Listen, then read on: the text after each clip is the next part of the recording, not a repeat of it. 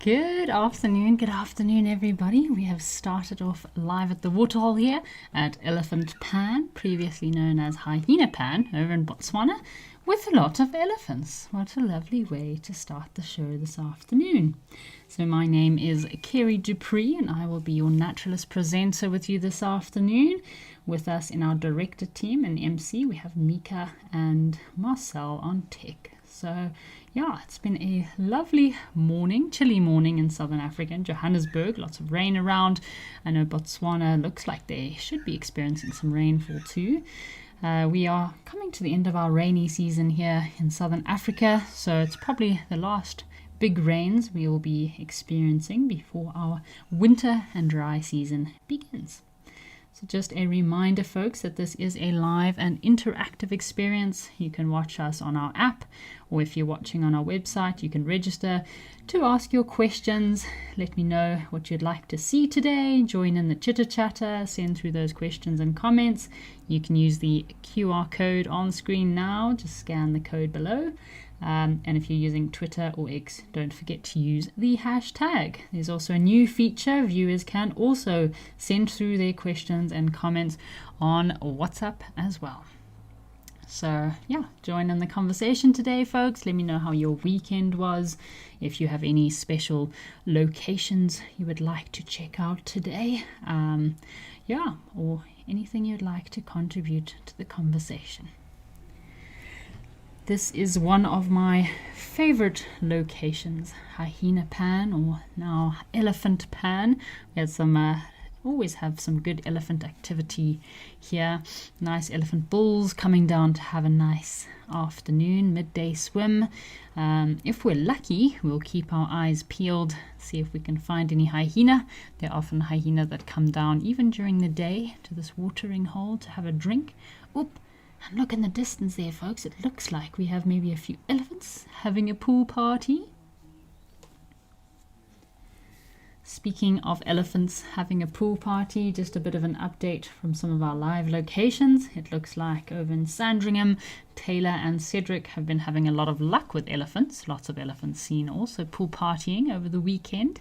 Nothing better than an elephant pool party to keep you entertained for the weekend. Cedric's had quite a lot of good luck with some wild dogs. Lovely to see some wild dog spots all over the place.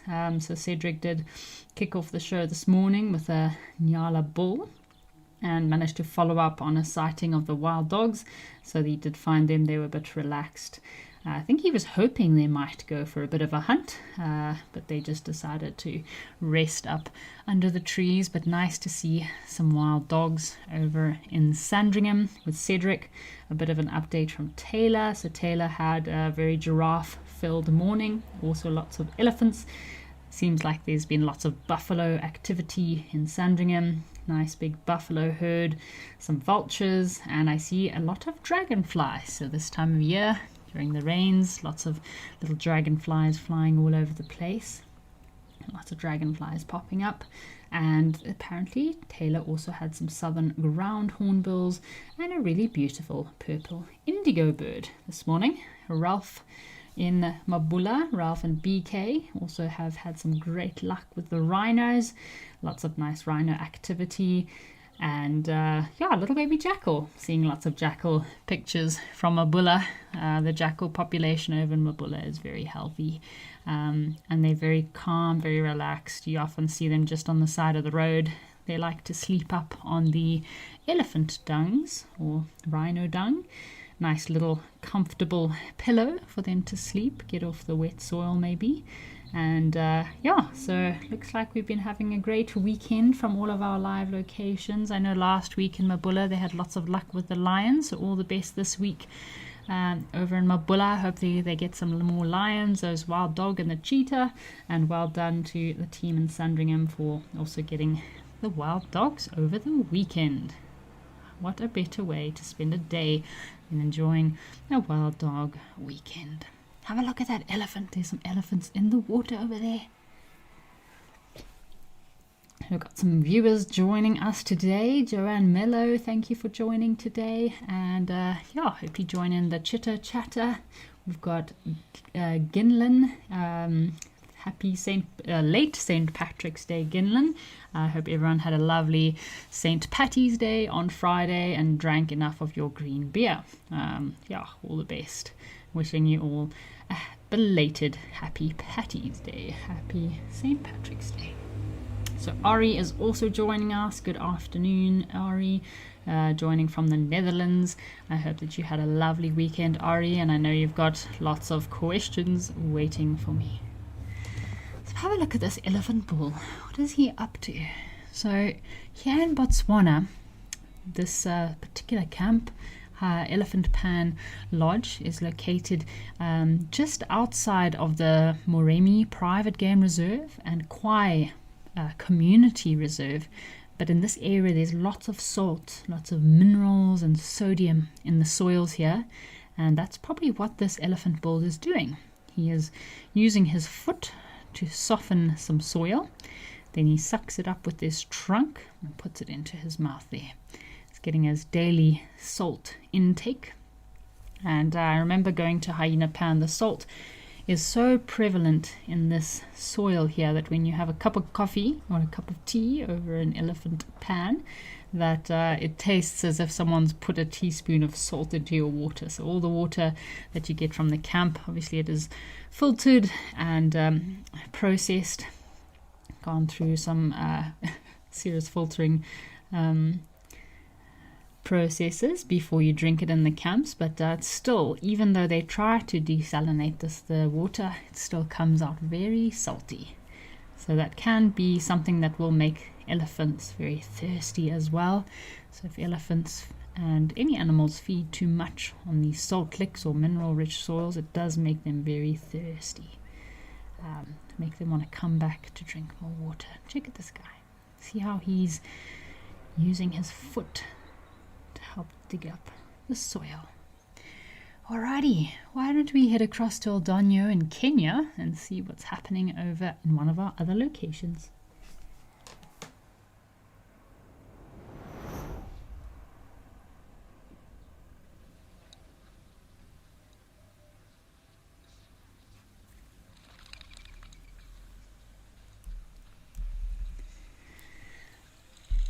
So I was also sitting at a few live at the waterhole sessions last week, and we had a lot of giraffe last week over in Oldonyo. Probably the most giraffe I have ever seen at this particular location. It was lovely to see so many giraffe. The one day I counted at least 12 to 13 different bulls. I know we had some viewers that were watching that also counted up to 15 giraffe, all at this one location. We've also got one eland, looks like a female eland that just came off to the one side of the pan here. These look like mostly bulls. We've got 3 giraffe bulls, or male giraffe. This one closest to us looks like the more dominant bull, and then we've got 2 little females. So one has just walked off to the right and the other one is in the middle of this group here. Let's have a listen, see if we can hear those ox pickers.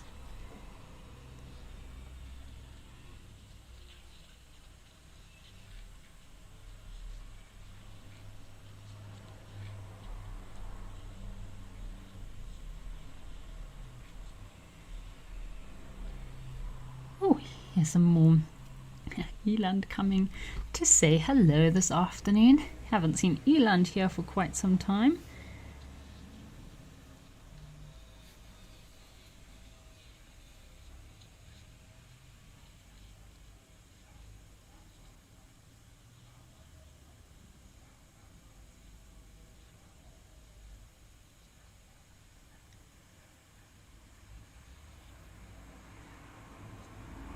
Always keep an eye on what the giraffe... Oh, looks like we've got some elephants. We did have some elephants here in Oldonyo just before we started the show. There's a big bull that looks like he is underneath the shade of that acacia tree there. I wonder if it's 1 ton. We did have 1 ton that was with us last week. I think it was on the Friday. He was around for quite a bit. So 1 ton is one of the very famous, majestic elephant tuskers, big elephant tuskers. And it was lovely to have him here with us for such a long time.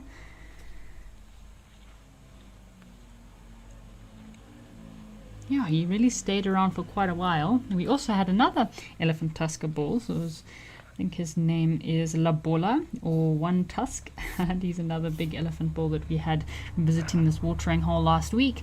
There's been a female or lioness in the area that we have been praying. She comes down with her cubs to have a drink. It'd be lovely to see that female lioness coming down with her little ones to have a drink. So we had a question coming through.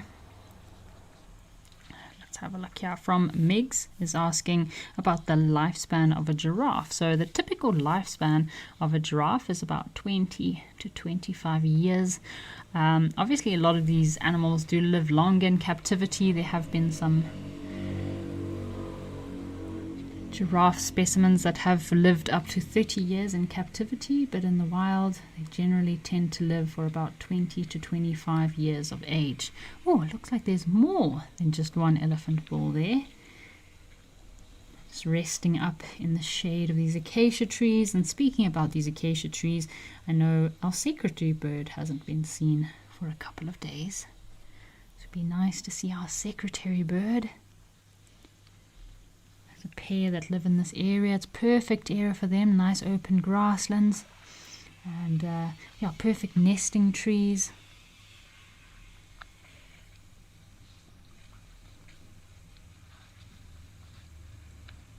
What a lovely sight this is.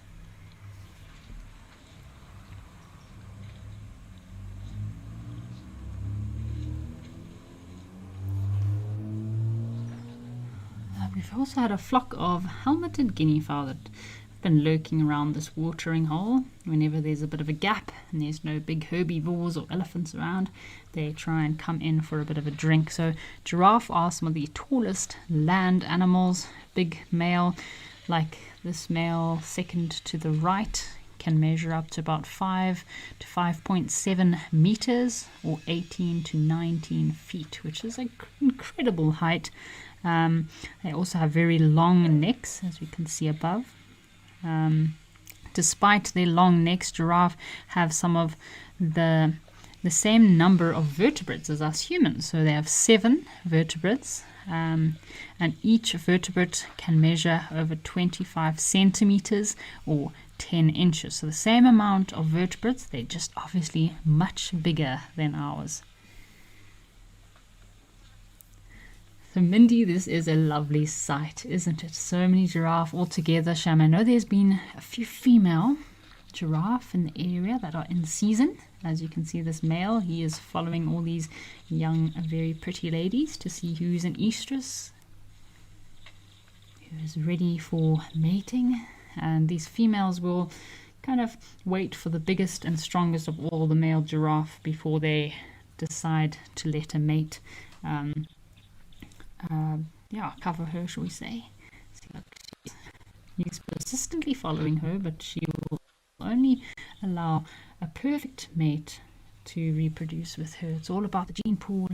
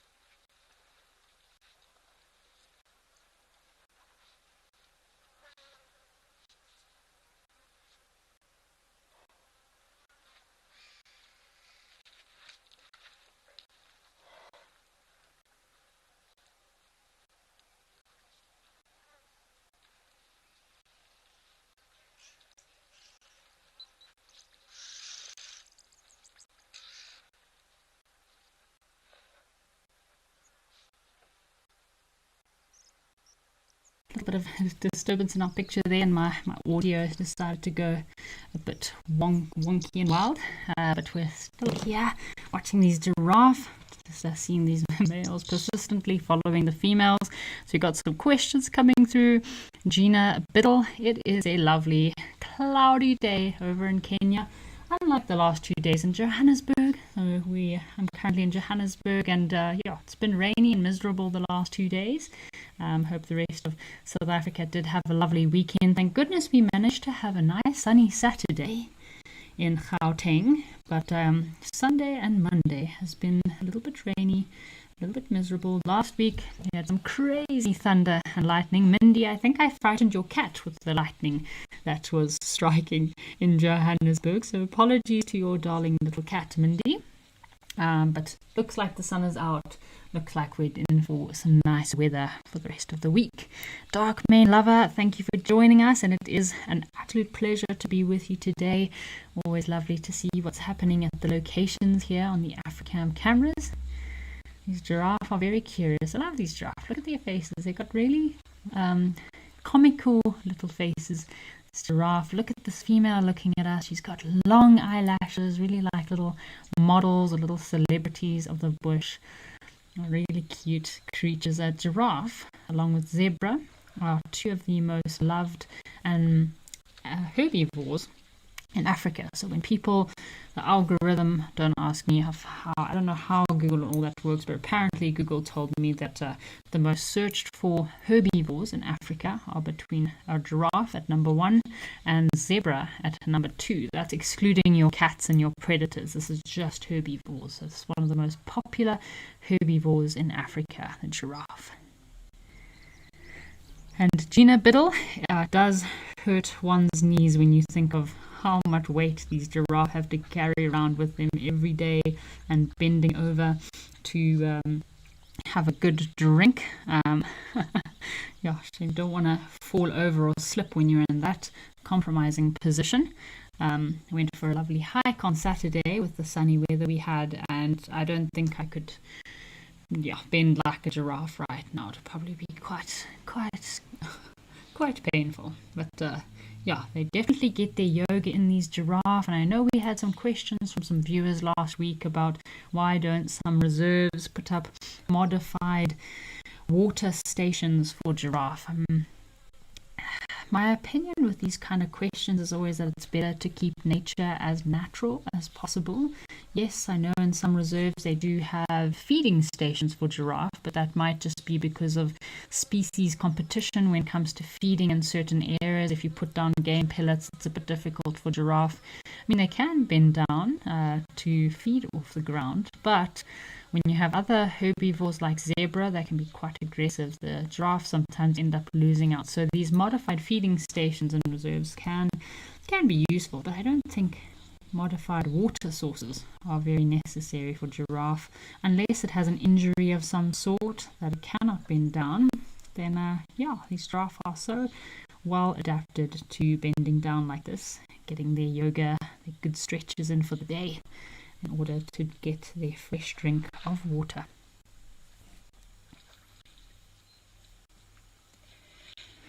So Rory is asking what my favorite province is in South Africa for game viewing. Oof, Rory, that's a bit of a difficult question because Limpopo province has some incredible, for me it would have to be between Limpopo and KZN, but I think at the end of the day Limpopo is going to have to win for me. There's probably the best game viewing in the Limpopo province, just because of terrain and your habitat and the animals that occur there. I do love KZN. I spend a lot of time guiding in KZN up in the Drakensberg and closer to Swaziland, in Jozini, but it can be difficult for predators up that side. So Rory, I think my favorite province for game viewing is definitely going to have to be Limpopo province. But I'd love the viewers to send through your comments of what province is your favorite province for game viewing in South Africa. Send through those comments. I'd love to know where your favorite game viewing experiences have been in South Africa.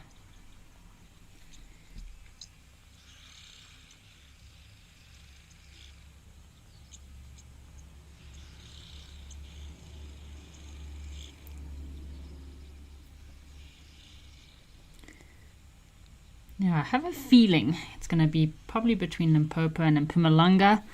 That's where I think a lot of our viewers are going to say that the best game viewing in South Africa is Limpopo and Mpumalanga, but every other province in South Africa has something to offer. So even if it's not great for game viewing, you've still got the Eastern Cape, you've still got PE, all these different provinces that maybe not great for game viewing, but maybe have an ocean view to offer, turtle season, whale watching, hiking, landscapes. Most of South Africa is really great for cultural experience too. So for me, every province in South Africa is special and unique, always something to see. So for example, Drakensberg, I love to go spend time in the Drakensberg. You might not see as many animals, but the landscape is just incredible. And those Drakensberg mountains at the moment are glittered in a lovely green grass and flowers everywhere, so it's a beautiful view. I'm hoping that these elephant bulls will come down to the watering hole again at some stage. It would be nice to see them out in the open. They look like pretty big bulls. Having a look at the tusks on them there, look like quite massive elephant bulls. It's quite special how these giraffe, just like humans and our fingerprints, each and every single giraffe has unique spots and patterns that is unique to each and every different individual. Isn't that special? It's like every giraffe is specially made and it's unique in its own way. So these giraffe can run quite fast despite the large size. So big male giraffe like this guy on the right can run up to 55 to 60 kilometers an hour in very short bursts. So they can't run for very long distances, but in short bursts they can run up to 60 kilometers an hour, which is quite impressive for such a big land mammal, I will say. So Lady Macbeth has sent in her vote for which province is her favorite province in South Africa for game viewing. So Lady Macbeth has sent in KwaZulu-Natal, KZN. So yes, KZN, you get all those reserves, Mala Mala, I'm trying to think of the reserves, Pinders and KwaZulu-Natal as far as I understand. So yeah, a lot of incredible game viewing in those reserves. And I know a lot of reserves in KwaZulu-Natal don't all have the big five, so I think that's where Mpumalanga and Limpopo might still win over KZN, is the big five. So to have the lions, I know a lot of the reserves there do have cheetah and wild dog, but not all of the reserves in KZN that I know of have lions. So, but yeah, obviously incredible game viewing experiences still available in KZN. And what's so special about KZN is you've got bush and you've got beach. So you've got beach not too far away from the bush. So if you want a combination of bush and beach safari, KZN, that is your province. That is definitely the province you want to head to. These giraffe are not necessarily water dependent species. They're very efficient in their water usage, so giraffe can go for quite a long period without needing to drink, in some cases even up to a week. They do get a lot of moisture from the food that they feed on. So a lot of the leaves that they eat, they do get quite a lot of moisture. And when we're talking about the diet of giraffe, they do obviously acacia, a lot of acacia, different acacia trees they feed on, which is their prominent diet, but they will feed on flowers and sometimes even fruit in the dry season. And I know that they love to feed on the flowers of the knobthorn tree. So yeah, those fluffy yellow flowers of the knobthorn tree are like a little delicacy to these giraffe. And talking about KZN, during August, September, in different parts of KZN, when these knobthorns are all flowering, it almost looks like pixie dust. It almost looks like this yellow pixie dust has been scattered all over the knobthorns, and it's quite interesting. Not every year does every single knobthorn tree flower, but every 7 years they will sometimes flower in synchrony. Every 5 to 7 years they might flower in synchrony, and then you just get this beautiful layer of pixie dust all over the tops of these trees, which in some regions of KwaZulu-Natal are the most prominent tree species, and it's just an absolute incredible view to be seen. It's a perfect time for the giraffe to go and feed on these flowers.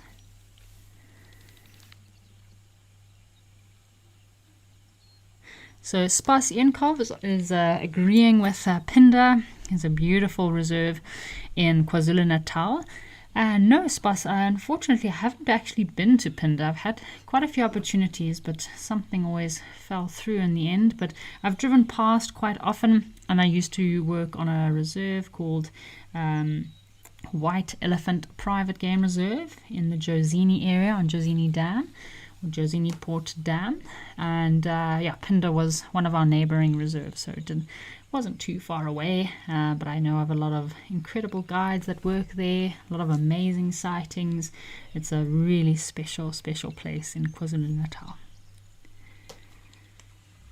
So Ari, I agree with you there. It is so difficult to pick just one province in South Africa that could be your favorite, because each and every single province in South Africa does have something very special and unique to offer.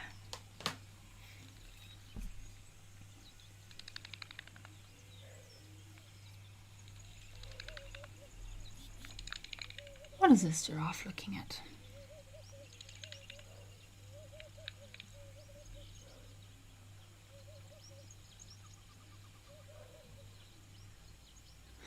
So Yanis commented about the Eastern Cape. So apparently the Eastern Cape is also a great province to experience bush and the beach. Yes, I agree with you there. It's also a lovely province. Cape Town is incredible. That fynbos, there's so much amazing bird life. The fynbos, all the protected reserves. I know there's Aquila, which is a game reserve just outside of Cape Town, where you can also go and see rhino. I think they do have elephants there, and during the winter I've seen pictures of Aquila and the elephants and rhino in the snow, which is something you do not see often, although I think we had a cold spell in November, December, where there was also snow in Clarence and in KwaZulu-Natal, and a lot of game reserves did also experience snow. It was crazy to imagine all these clients or these guests all going out in such cold weather. There was snow littering the roads and the trees, and it was incredible. It was crazy to see. Don't think I would like to be out on a game drive in the snow, though. It's a very much day to stay at home. But some incredible photos from Clarence. It was beautiful to see all the pictures of the snow during that last cold front in November, December last year.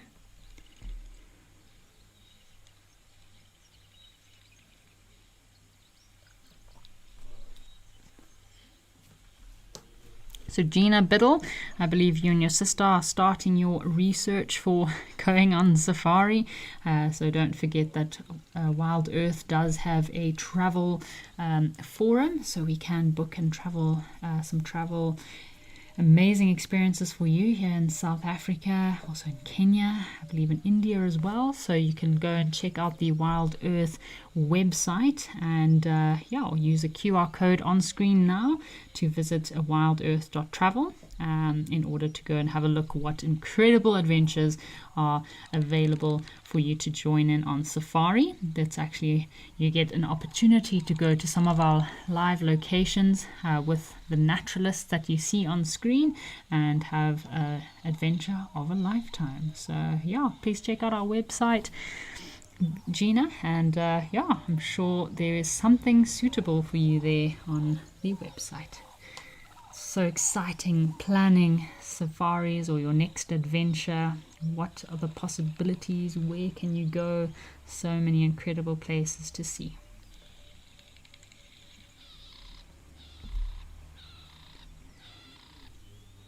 And also the naturalists, some really awesome naturalists to join on your safari. So if you have a particular naturalist that is your favorite, I know there's a few different safaris with a few of our different naturalists. So Taylor, Cedric, Ben, as well as Steve. So if if you want to join in our particular safari. I know Amy does tracking safaris too, so there really is something for everyone on the website for Wild Earth travel. So just head across to that website and see what is the adventure that suits your fancy. I'm hoping our guinea fowl will come in. Helmeted guinea fowl. Shame they don't get much of a chance to have a drink with all these other big herbivores around. This giraffe look very solemn, should we say. I'd love to be in the mind of a giraffe, kind of understand what they think. This male, I think he's just worried about chasing this female and thinking about saving his species and reproduction, but sometimes you just wonder what these giraffes think. They seem to be very chilled, relaxed species. Not really in too much of a rush to get anywhere. Even though they're so big, it's surprising how slow they can walk from time to time. Definitely have tortoise mode engaged, these giraffes. So these giraffes do live in kind of loose groups. They form non-territorial herds, which are often changing, so the group members don't always stay the same. Yeah, they're kind of very nomadic. Will move from one area to the other, join one group to the next. So they won't always remain in their prenatal group that they were born in. And the little baby giraffe do have quite a rough start in life. They have about a 1.5 meter or 5 foot fall to the ground when they are born. And this does help to kickstart give them that first breath of life. That thud helps them take in their first deep breath in the world. And then they can generally stand after about 20 to 30 minutes, a baby giraffe, after it's been born. And this is quite crucial, that they can stand, move, walk and run as quickly as possible. There's lots of predators out there that might be harassing a female giraffe while giving birth. And the last thing you want is your little baby being taken by a predator. Alright folks, why don't we head over to Lentore and see what's happening at one of our other locations.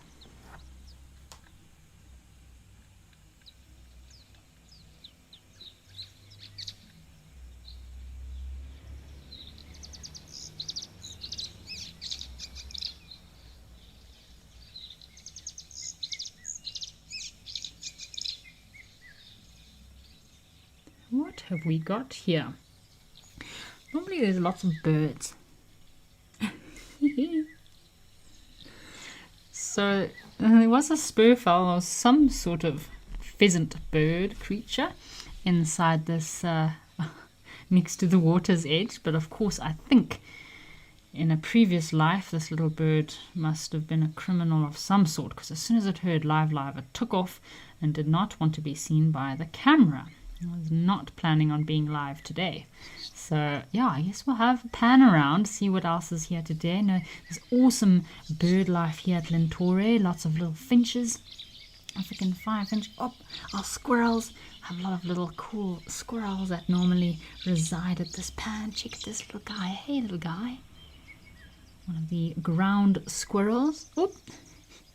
He was also not too keen on hanging around for too long. So I've been doing a lot of research on these Africam cameras lately, checking out the Africam Instagram page, which is really fascinating to see all the creatures that are seen at night. Because of course we do see a lot during our live shows of live at the waterhole during the day, but at night some of these locations really do come alive. And I wasn't aware that here at Lentore you can actually sit at this watering hole at night. Some of the guests from the neighboring lodge can come and sit here at night and wait to see if there are any animals coming out. So I've seen some incredible leopard photos and striped hyena pictures here at Lentore. Amazing, incredible night photography that has taken place from this watering hole. And I always suspect that this was a perfect place for caracal. And yes, I did see a caracal on this camera, on some of this previous footage that was saved and logged. What an exciting location. We also sometimes, if we're lucky, there are some hammerkops, that pair of hammerkops that reside in this watering hole. Alright, seeing as we don't have too much activity here, let's head across to Tau and see what other birds are waiting for us there in Madikwe.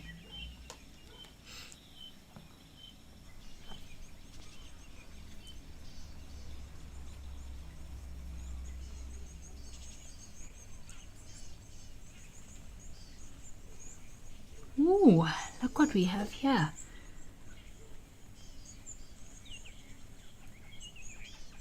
Lovely to see the ostriches again. How awesome. So I did see we had some ostrich activity last week. There were 3 female ostriches and 2 males, if I'm not mistaken, that came through. Yeah, lovely to see ostrich. We don't see them very often. And yeah, it's perfect time of the year. These ostriches are moving around quite a lot. Obviously in the dry season, all these areas, the banks of this watering hole are completely barren, so there's no food for the ostriches, so that's why we did not see them very much. But now there's lots of seeds, lots of food, and that's why the ostrich are in this area coming to feed. They'll feed on grass seeds and sometimes some grass as well. Tubers also in the dry season provides food for these ostriches, but primary part of their diet is grass seeds. They do swallow stones from time to time, little rocks. If you see a big solid ball in a giraffe's throat going down, it could be a stone or a rock that it has swallowed in order to try to digest its food better.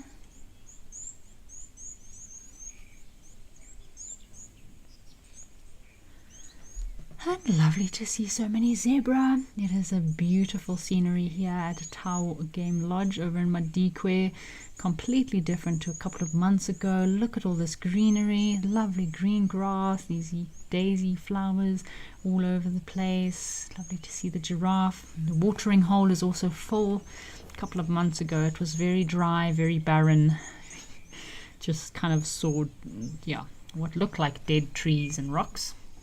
Now, a lot of people think that these during the dry season a lot of trees are dead. Just because they don't have their leaves does not mean that they are actually dead. So a lot of these trees will drop their leaves in the dry season or in the winter, and they're just in a dormant phase waiting for the rains. And sometimes just before the rains actually arrive, the sap of these trees starts to rise and they start sprouting their new green leaves. Other tree species need to wait for the first rains to actually arrive, but there are a few tree species that might actually start with their green leaves before the rains actually arrive.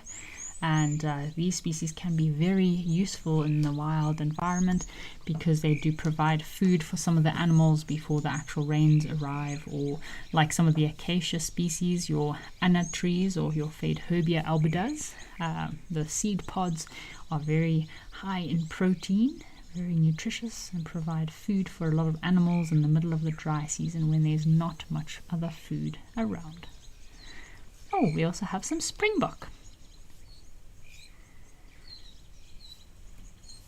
Cool, I think our elephants are moving over in Aldonio, so why don't we go have a look to see if we can recognize any of those elephant bulls in Aldonio.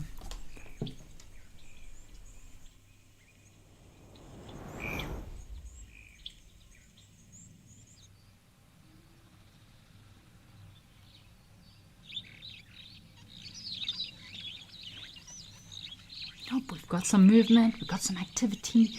These big elephant boys are coming down for a drink. Uh-oh.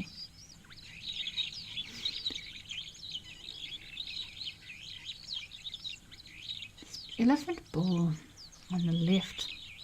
Looks like he's could have a bit of an injury on his thigh there. Let's have a look. What's happening with this guy?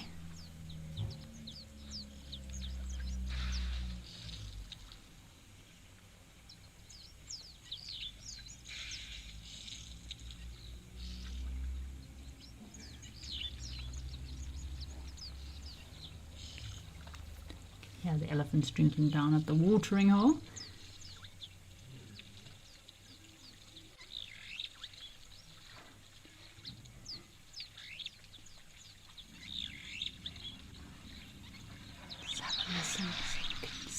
listen to those elephants.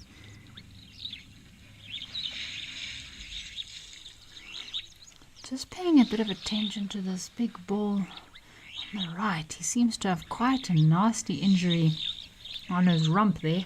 So I'm not recognizing any of these elephant bulls.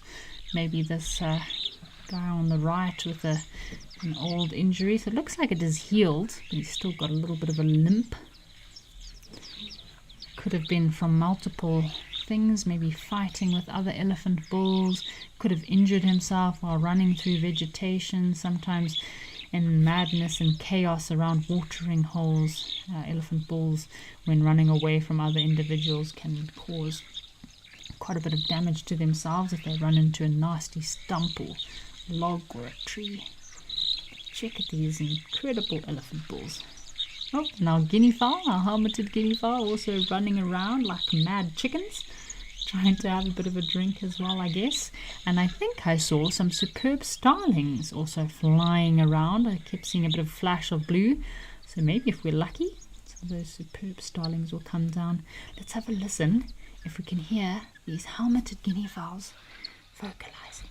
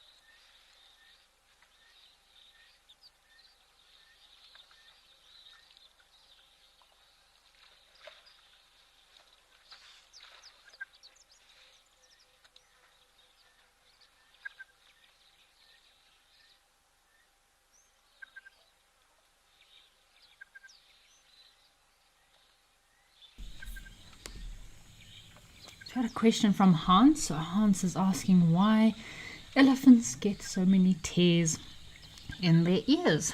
So Hans, just like with this poor big elephant bull, has got an old injury on his thigh. These elephants, a lifespan of a big elephant bull is between 50 to 60 years of age. So they have roamed through a lot of bush. A lot of this bush can also cause damage. They're running through very thick areas. Acacia branches can rip through their ears and tear the ears quite easily. They're on this planet for such a long time, these elephants, so they sure have many stories or tales to tell. While fighting also, I've seen elephants with broken cartilage on their ears, and that can be caused from fighting as well. It's so lovely to listen to these guinea fowl.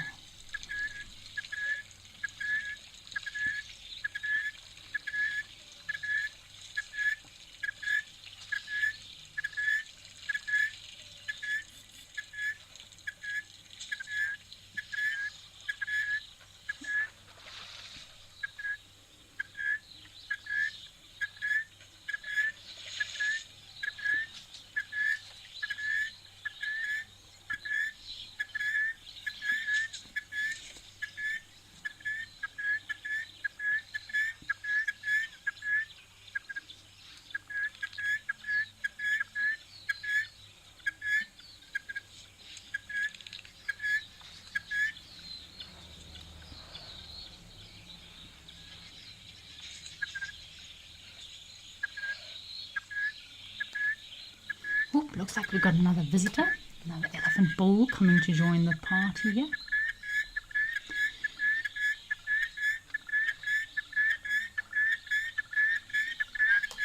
Let's see what's going to happen. Is there going to be a bit of a scrap here? Is this bull going to be accepted? Or are they going to have a bit of a fight? These three big elephant bulls. Sometimes have be quite nasty fights over watering holes, especially when it's a very small watering hole like this.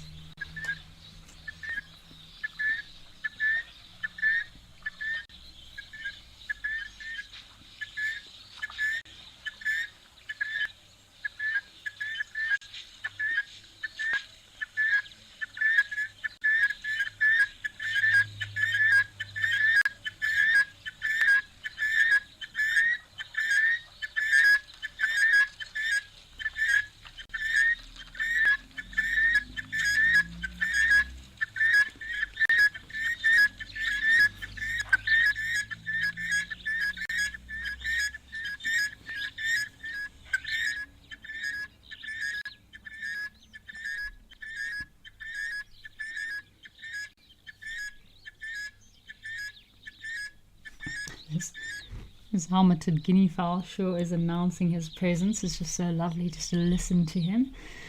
So Dave from Zimbabwe, thank you for watching, Dave, another Zimbabwean on the show. I'm also from Zimbabwe as well, Dave. So thanks for watching today.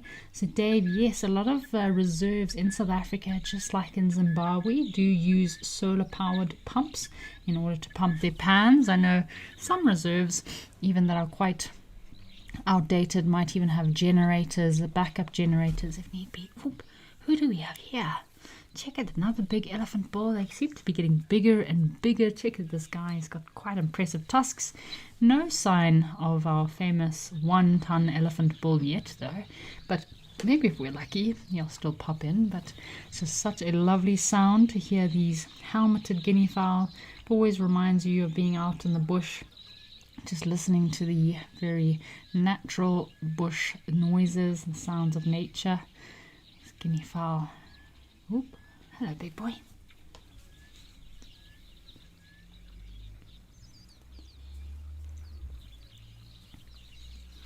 So Hans is also asking if the bird's alarm calling could be because the lions are close by. Oop. So Hans, I'm not too sure. I would definitely trust a crested guinea fowl alarm call over a helmeted guinea fowl. A crested Franklin alarm call, sorry, over a helmeted guinea fowl call.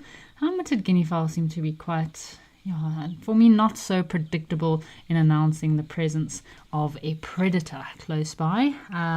They do normally make this sound. It can be a territorial vocalization that they're just trying to announce their presence in an area. They can also use it to locate individuals if they've lost someone within the flock, or normally they vocalize like this early hours of the morning or late hours of the evening. But I would definitely trust a crested Franklin call to alarm or alert you to a predator like a leopard or a lion rather than a helmeted guinea fowl. I wouldn't say that they are too predictable in announcing a predator's presence. Oh, check at these guys. Lovely elephant bulls all coming down. See, they're probably all grumbling and communicating to us in a lot of infrasonic sounds and communications that are not audible to our ears. That's how they have a very peaceful and calm little bit of a drinking session all together here without fighting with one another. They could also know each other as well. That does help too. If they know each other, they know that they're not a threat to one another.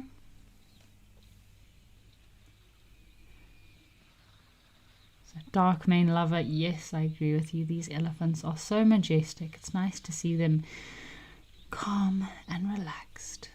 Just makes you want to go into like a bit of a deep yoga mountain pose. Just watch these elephants very calmly drinking and feeding with one another, promoting peace and not violence. Because sometimes these elephant bulls, if they're very stressed, could be or very much in must, then they can be quite aggressive with one another when they come down to these watering holes.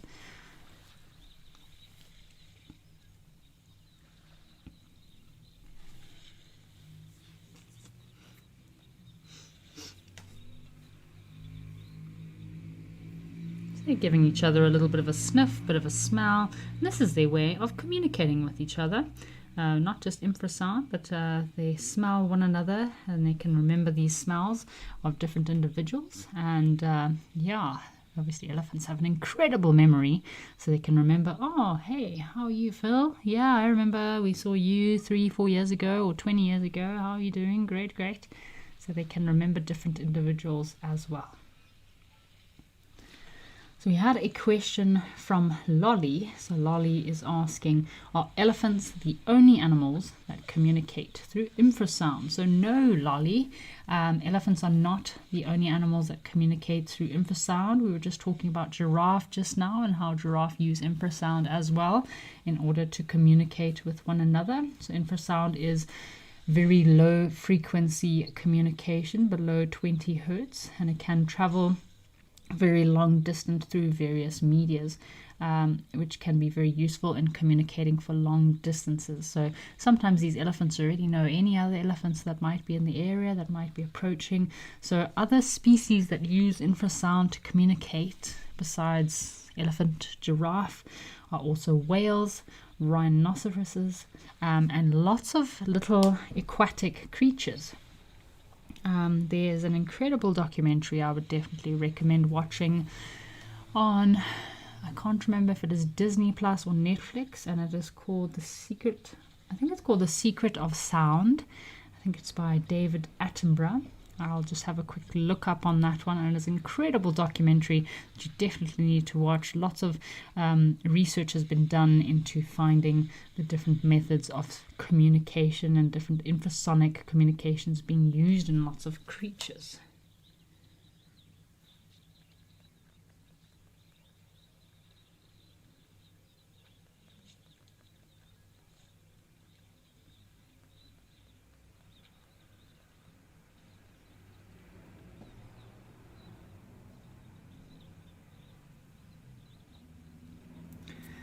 Still watching these elephant balls. I was just having a look up for that documentary. So it is called Secret of Sound, and it can be found, and it is done by David Attenborough, and it can be found on Netflix. So I definitely recommend going and giving that a watch. It's amazing the technology that we have nowadays to research all of these different kinds of communications. You have all these devices that can pick up on infrasonic sounds, and it's so incredible. Even I think I watched about little cuttlefish. So little cuttlefish, when they're inside their eggs in the ocean, which is the same as a lot of ocean creatures, their bodies can actually pick up on movement and vibrations in the water of sharks nearby. So what these little cuttlefish eggs do, they actually hatch within the egg, the cuttlefish, and they're little baby cuttlefish inside the egg. When they can sense that there's danger or sharks around, the cuttlefish can actually stop their hearts from beating in order to deter predators away from coming and feeding on them, which I know it's a pretty useless fun fact, but it just gives you a small idea of how much aquatic life and life on Earth, it's the same with insects, all these little cytidads, the crickets, your little assassins, bugs, all these little creatures that we suspect are completely mute have another dimension, another realm of communication which is used. It's incredible to dive into the world of sound. So go across to Netflix. I definitely recommend watching that documentary.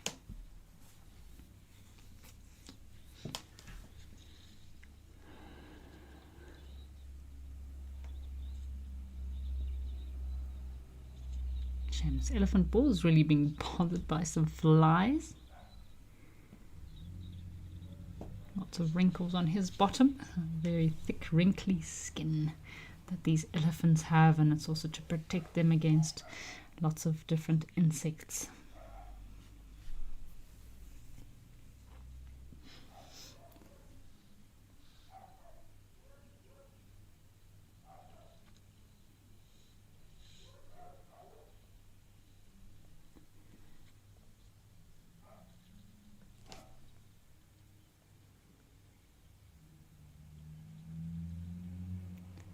Just enjoying watching this elephant bull here. Shame, it seems like his friends have left him a bit. So Gina Biddle, we were talking about earlier the Wild Earth travel. So some of the Wild Earth travel adventures that are still available. So obviously some of these spots on these trips do fill very quickly, but there's a track and trails trip with Amy Kranz and Renius Mplongo. Which is 4 days, 3 nights. It is a track and trails immersion experience, and it's an incredible adventure that you can join in. So it is apparently, instrumental in habituating the leopards of the Sabi Sands. So that is one adventure that is available. Another trip is a photographic safari with Danielle Carsons. That is in Mashatu Private Game Reserve. Incredible opportunity to get some amazing pictures in the Limpopo province. Lots of adventures available. So please don't forget to check out the Wild Earth Travel website for any travel advice or travel adventures that you would like to join. We're just watching this elephant bull here, and he doesn't seem too fazed that the other elephants have left. So his elephant bulls will mostly be solitary.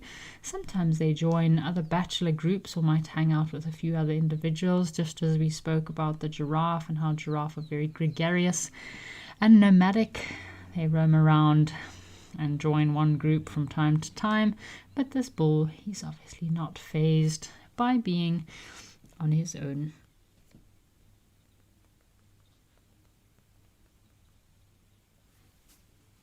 Seems to be very relaxed here, just hanging out by himself, not worried at all. Oop, and we have some warthogs. Looks like they're coming in for a mud wallow. It's some great activity of warthogs mud wallowing here in Old Donyo last week. It's always entertaining to watch, always brings a bit of a chuckle and a smile to your face. So a female warthog with her little one here also that has very interesting long whiskers and very curly little tusks.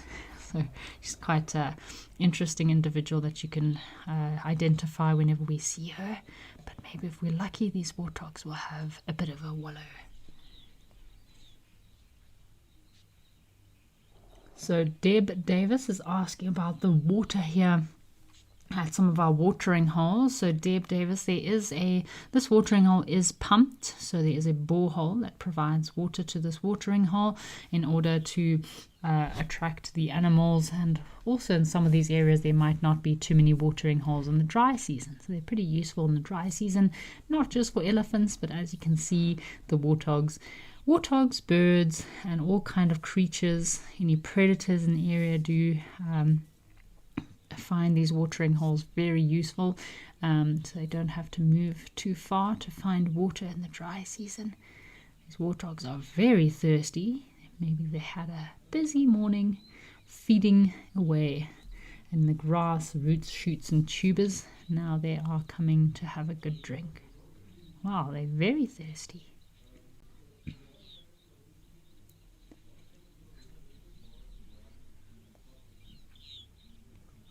So we had some questions last week about why we don't see so many breeding herds of elephants at Old Donyo, and some of the kind of information we found out is that not just is the terrain and the habitat not ideal for the breeding herds to come around to this part of the mountain. You've got the Chulu Hills mountain range, which kind of separates this area from the more prime breeding spots. Oh, have a look here. We have a male, a young male eland. It's also come for a bit of a drink. So that could be one of the factors, that they have to walk through the mountains. Of course, the watering holes are small watering holes, so not really suitable for breeding herds to come through. But there are some breeding herds that are seen at this particular pan from time to time, but it's mostly the big elephant bulls that are seen at this watering hole. So this is a male eland, eland bull, among the largest antelope native to Africa, known for their very impressive size, their striking horns, and very distinctive behavior. So they do have quite a few interesting facts about these eland, besides the fact that they're incredible jumpers. They're known for jumping quite a few meters high. The bulls can become very robust. Typical weight of a big eland bull like this can be anything between 600 kilograms to 1,000 kilograms, which is around 2,000 to 2,200 pounds. It's incredible weight for such a big antelope.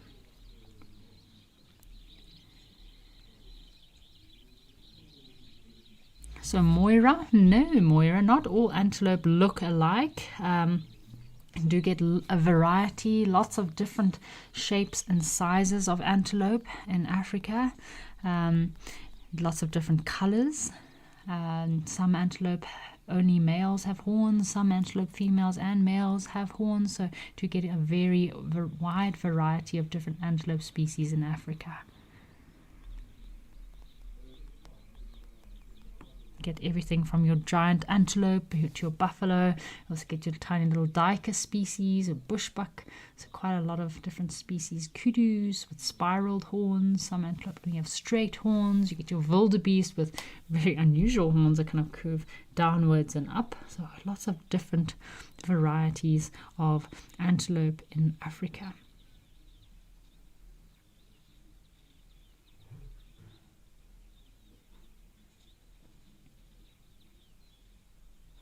Apparently there's about 60 to 70 different antelope species in Africa.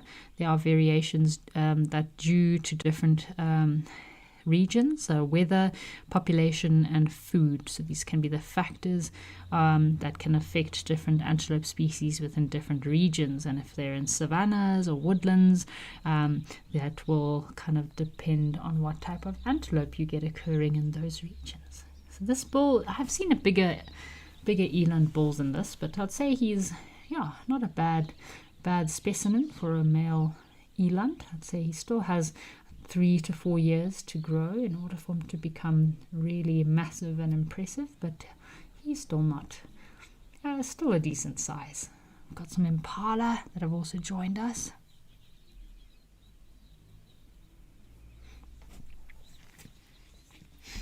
So Dave from Zimbabwe is asking, none of the locations seem to have sable and roan antelope. So Dave, we have recently got a camera up in Wangi National Park at Safari Lodge, and that would probably be your best bet for a location to see sable and roan. Although they're not seen very often in front of Safari Lodge there. I know the area quite well, but that would probably be your best location to find those two antelope, and it's because these two antelope are very much susceptible to habitat loss. That's why we don't see them so much at our locations. Oh, what's happened? Where have our warthogs gone to? I saw some impala running around. So also to answer your question there, Dave, roan and sable, because of not just because of habitat loss, but when there's not enough grass, they really struggle to hide their little ones, and that makes it easier for predators to eat their young while they're stashed in some bushes. So unfortunately they are very much susceptible to habitat loss, those two species. So your best bet would be in Wangi, Zimbabwe. Got lots of little flying creatures coming down to the watering hole. As I mentioned earlier, in our live locations we've been having great sightings of little damselflies and dragonflies. So it's perfect time of year. A lot of the larvae and pupa and little nymphs are active. A lot of life cycles begin in the rainy season, and makes it very active time for dragonflies and butterflies, or your little creepy crawly creatures. This elephant is still standing here, not too fussed, not too phased at all. I wonder what birds we have up in the trees on the left there. Could be some wattled starlings, could be some superb starlings.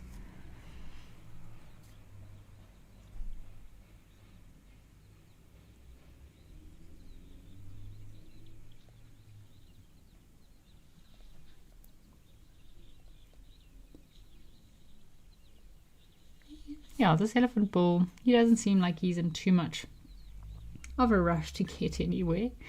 He's very relaxed here. So elephants are a keystone species here in Kenya.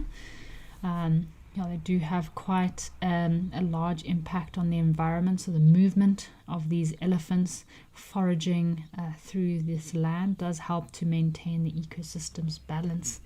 Okay, oh no, looks like we've got some laughing doves here. Maybe a little namakwa dove down on the left. Smaller dove species.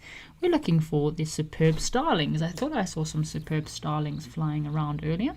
It'd be lovely to see those superb starlings. And maybe a wattled starling in breeding plumage. Oh, there we go. It's a little namakwa dove.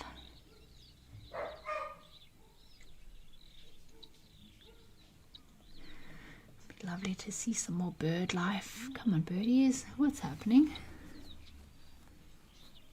I know there's quite a few little agamas, the Kenyan agamas, that also hang out in front of this camera too. Whoop, little emerald spotted dove. So we've got 3 different dove species here. So we had the laughing dove, one female namakwa dove, and an emerald spotted dove.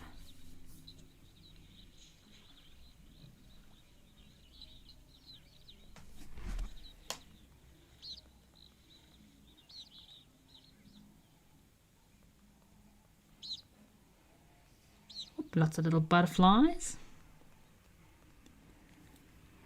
Butterflies this time of year will also come down to all the watering holes. If you found any elephant dung, or especially predator dung. Predator dung and elephant dung is very much favored by butterflies. I know butterfly researchers, they have to sit for quite long periods of time watching maybe a scat from a predator or from an elephant. They'll sit there and just watch in order to get pictures of butterflies.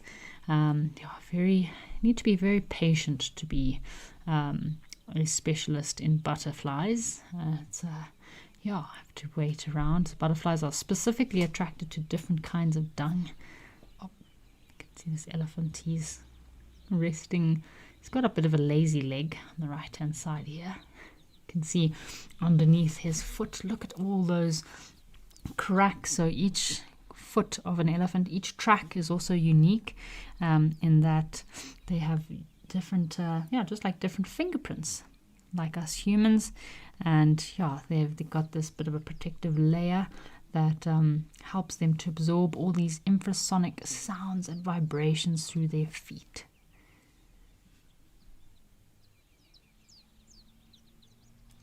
See the helmeted guinea fowl also scratching around, probably looking for some grubs in the elephant dung. So these feet of the elephants, it is quite a unique marvel of nature, very specially engineered and perfectly designed to support the immense weight of a big elephant bull like this. Big elephant bulls can weigh anything between about 5 to 8 tons. I know some record elephants have weighed close to 10 tons. Some of the kind of interesting facts about these elephant feet, and they've got this shock absorption pad. So it's a very thick cushion like pad composed of a fatty tissue and fibrous material.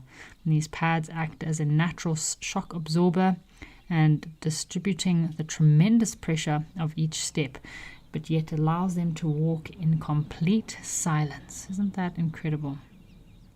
And of course, this pad is where they also receive a lot of their infrasonic sounds and communications. Isn't that amazing?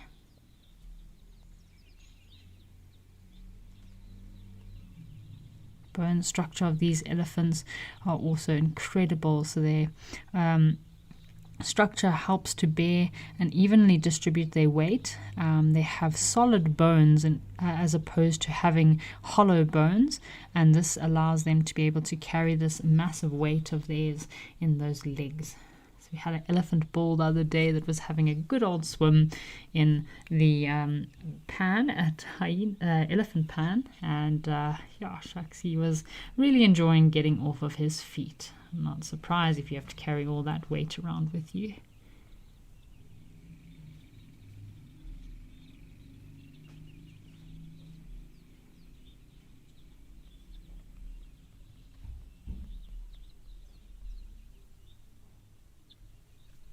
He's just enjoying having this watering hole all to himself, not having to share with anyone.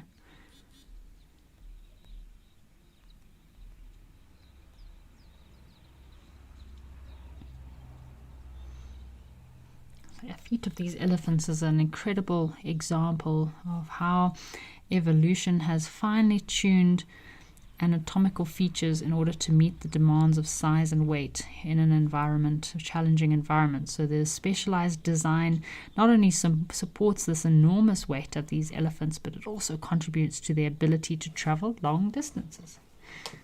Unlike these little helmeted guinea fowl, they have very small little feet. They don't have much weight to carry around, and do love the different spotty dotty colors of these helmeted guinea fowl, the very fluorescent blue colors on their necks, and of course their very prominent helmet on the top of their head.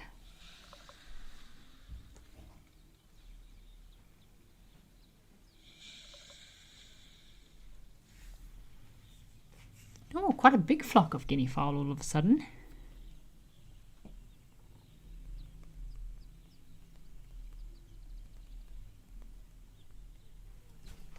Look at these guinea fowl. It's no wonder they're one of the most favorite birds in Africa. I see a lot of paintings and souvenirs replicate the guinea fowl.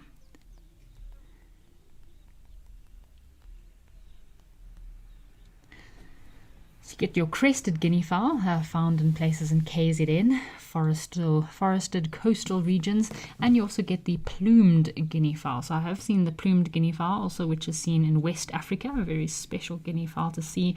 And I've also actually seen the black guinea fowls, also another very rare guinea fowl species seen in the jungles of West Africa. It looks very unusual. It's like a combination of a guinea fowl turkey. So very black, but has a red neck, but skulks around on the forest floor. So very unique guinea fowl species to West Africa. Alrighty, while we're on a bit of a birding mission, why don't we head across to Stony Point and see what birds we can find in the Cape Town.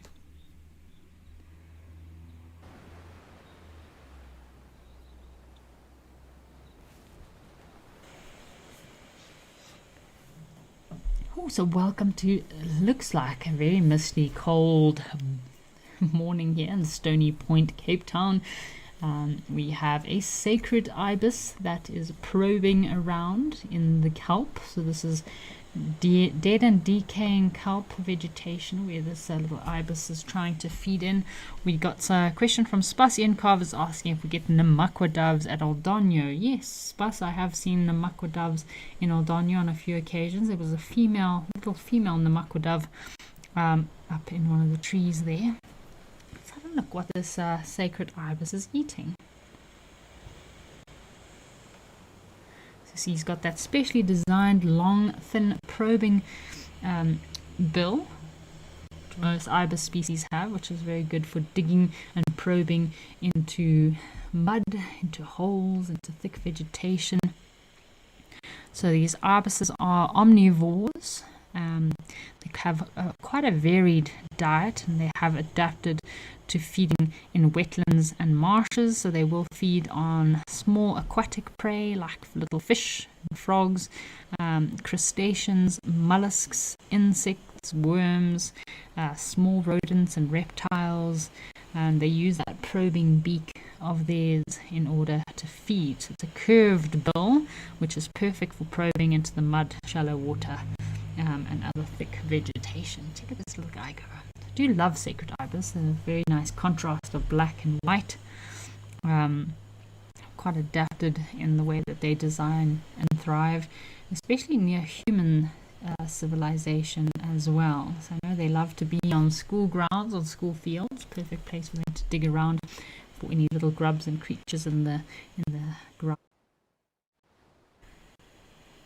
They are also opportunistic feeders as well, so it does allow them to exploit quite a wide range of food resources to ensure their survival.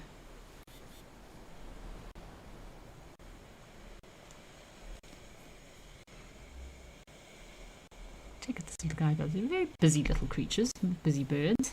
They move around, spend a lot of their day feeding. I do much prefer the sacred ibis to the hardy dar ibis. They do make less noise.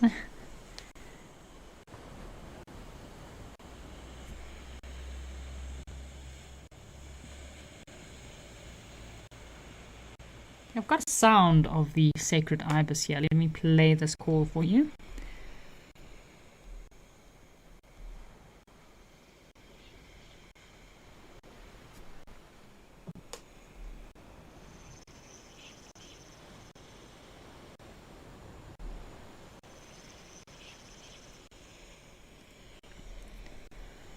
Doesn't sound anything like the hardy-dar ibis, but yeah, interesting call. Cool, check, we have some penguins here. These are the very famous jackass penguins, or now known as the African penguin. Looks rather chilly, rather cold. I don't think I can imagine anything worse than being in that cold water at the moment.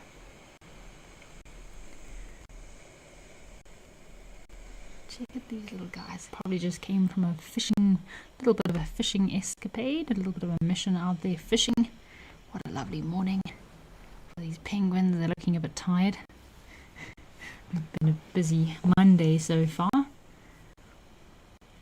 It's a special protected colony in the Stony Point here, and I believe the oceans around this colony are also protected, which is incredible to have this special penguin conservation area to preserve and protect not just the beaches and the boulders where these penguins nest, but also the aquatic environment around this area where they feed. So they are an endangered species, these penguins, native to the coastal regions of southern Africa in Cape Town. Of course, Boulders Beach and Simontown are two more prolific areas where they can be seen. Oops, penguin fell a little bit in the rocks there. Shame we misjudged his movement. So Boulders Beach is renowned for the very accessible colony of African penguins. The beach does offer this amazing opportunity to see these penguins quite close up. And yeah, it's incredible.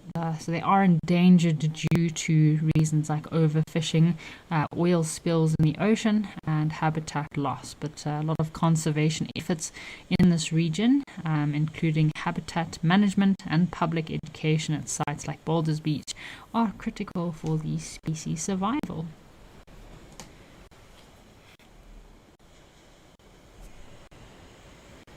Special to listen to the sound of the ocean. Why don't we have a bit of a quiet moment here? If you are having a bit of a stressful Monday, this is the perfect time to just take a few deep breaths in and out. Let all your problems away from the day so far. Forget about the fact that it's a Monday and just listen to the sound of the ocean here.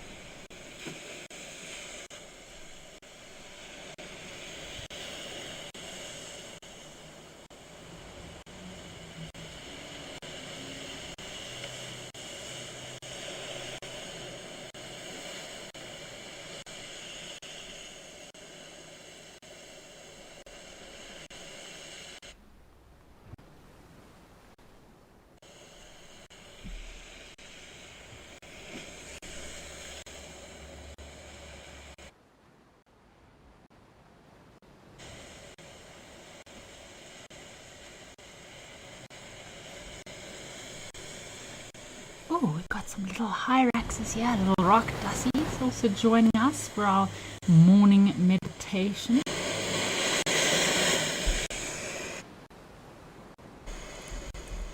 Oh, those ocean waves were quite loud. So, talking a lot about meditation and yoga, how important it is to have a peaceful state of mind, spirit, and soul. I think these little rock dussies are very good advocates for the yoga world because they spend majority of their day just sunning themselves on the rocks, just taking in the world around them, should we say. They are one of the largest rodents in Africa. They just kind of lots of blubber, lots of fat on their bodies of theirs, which one is very good for insulating their body temperature.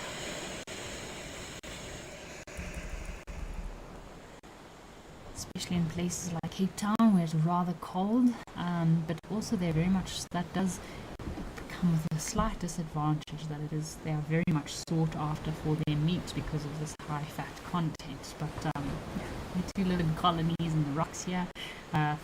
Last year we had a couple of little baby hyraxes that we were watching. So a female can have anything between 2 to 4 pups at one time, and it does allow her to reproduce.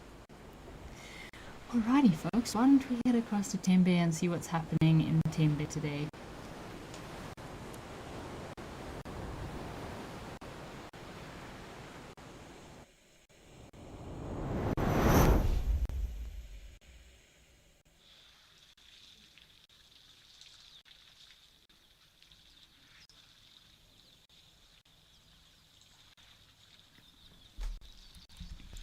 So welcome to Tembe Elephant Park, everyone, in Maputo land, South Africa. Wow, incredible to see a breeding herd of elephants down at this watering hole. We don't often see breeding herds, often big elephant bulls that come down to Tembe. Obviously, Tembe Elephant Park is famously known for the massive elephant tusker bulls that they have here, but it's not very often we see elephant cows with sub-adults, so very special sighting here today.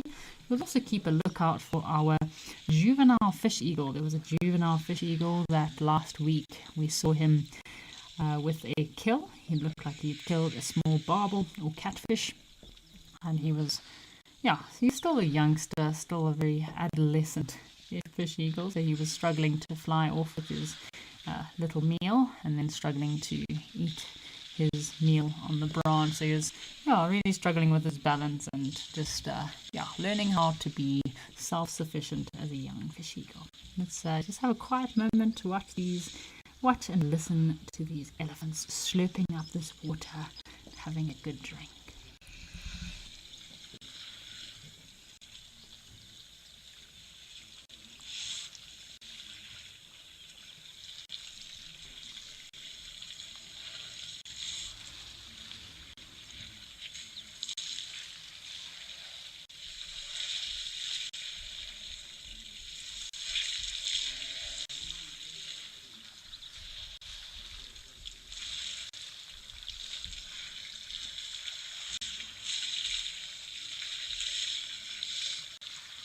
Wow, it is really busy today here in Tembe. So it looks like it could be one breeding herd and a couple of solitary bulls that are all pulling in here.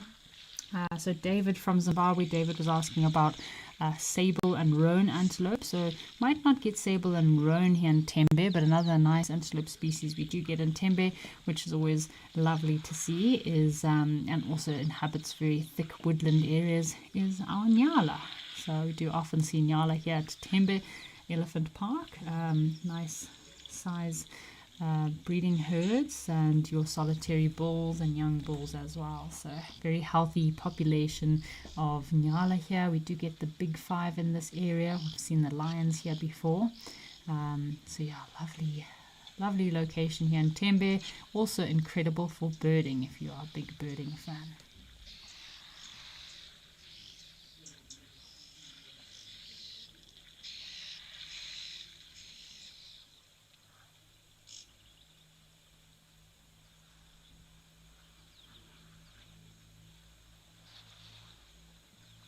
This acacia tree on the left hand side is also a perfect spot where normally we had a little striped kingfisher that hunts from this little perch, and if we're lucky there are two little bee eaters that also fly around and like to come back to the same little perching spot. It's quite a common characteristic of some birds, especially bee eaters. They will often come back to the same perching spots. If you're a photographer and you need to get that photo of a bee eater, just keep watching a specific piece of grass or the little perching spots they come to, because they'll often come back to the exact same spot quite regularly while feeding.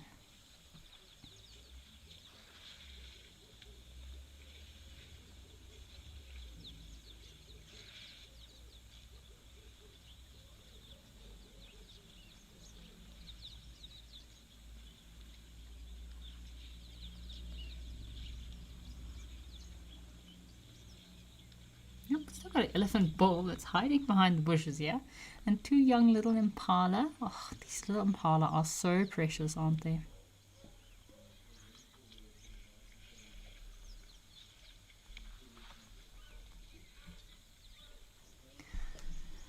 It's actually the location I saw my first baby impala for the season. I think it was in early December or mid-December. A very special sighting of a little baby impala.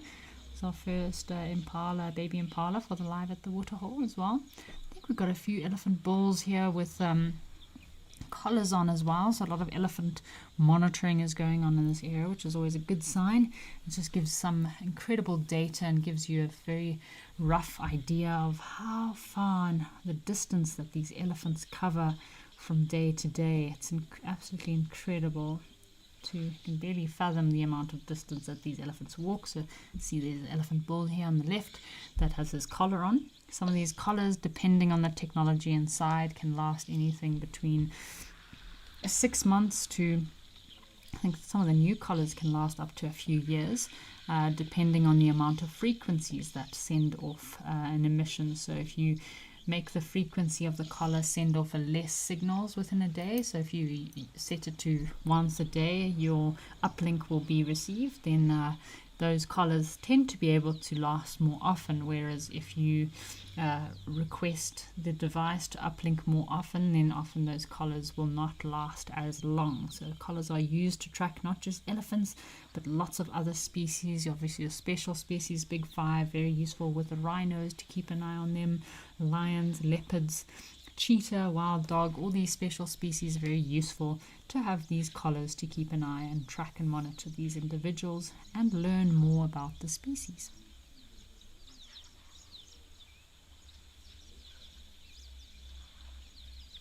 Spencer's asking if there are any notable tusker elephants at Tembe that I know of. Not necessarily, Spencer. I know there is one big elephant bull, but I wouldn't say he's a tusker that comes to this watering hole, that he has a broken cartilage on the one side of his ear, but he doesn't have the most impressive tusks. But yeah, definitely lots of big elephant tusker bulls here. Isn't, yeah, I don't know if this is our broken cartilage elephant I was talking about, which has got the floppy ear.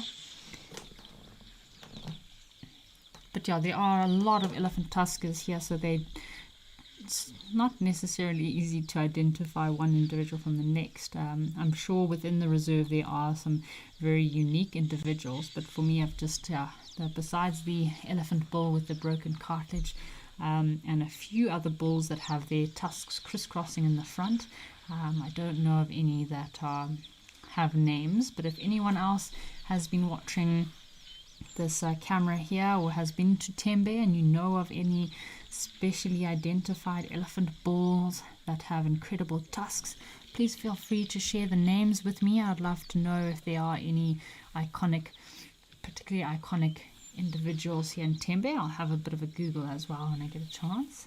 Oh, got a nyala, female nyala, and another breeding herd coming down for a drink. It was getting a little bit quiet for a moment.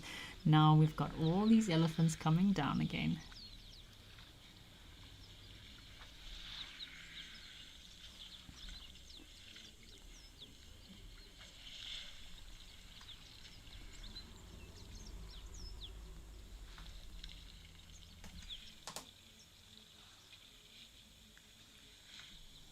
Lovely to see these breeding herds here. It's not a sight we get every day.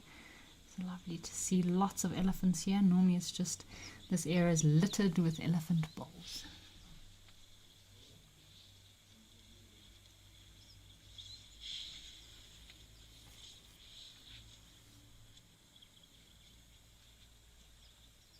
Trying to look here. I thought we saw our broken a floppy-eared elephant here, so I'm just trying to keep a lookout for him. Maybe he's around.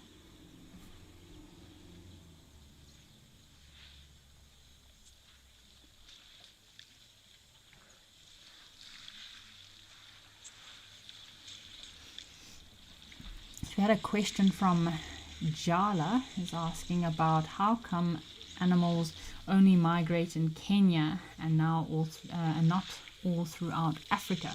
So Jala, there are many areas in Africa where animals are still freely allowed to roam and migrate. For example, Kenya, Tanzania, even to Botswana, you get a lot of those migratory murmurations of mammals like your zebra and your wildebeest, and elephants can still roam throughout Zimbabwe, Botswana, Zambia, in West Africa.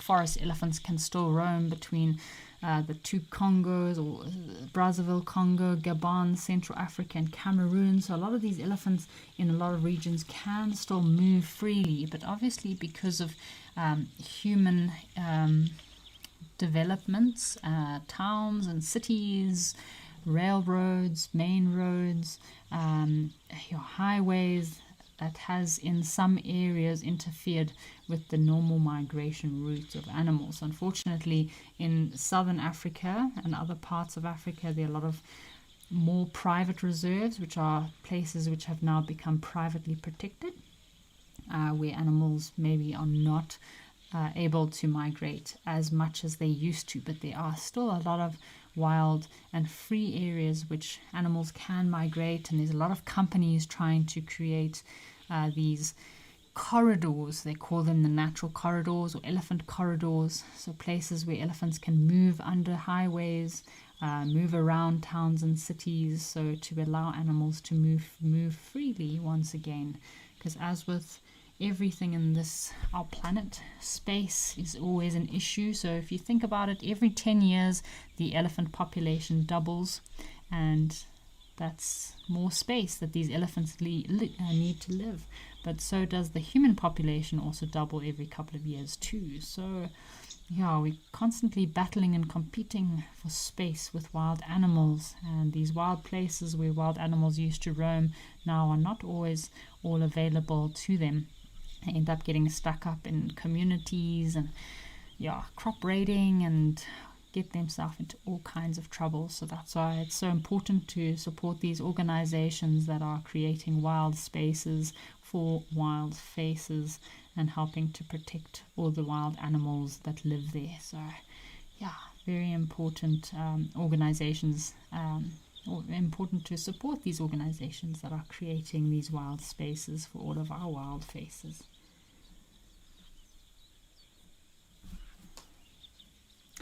So GM is asking a question about, are the Aldonio elephants a separate breed? They seem to have much bigger tusks.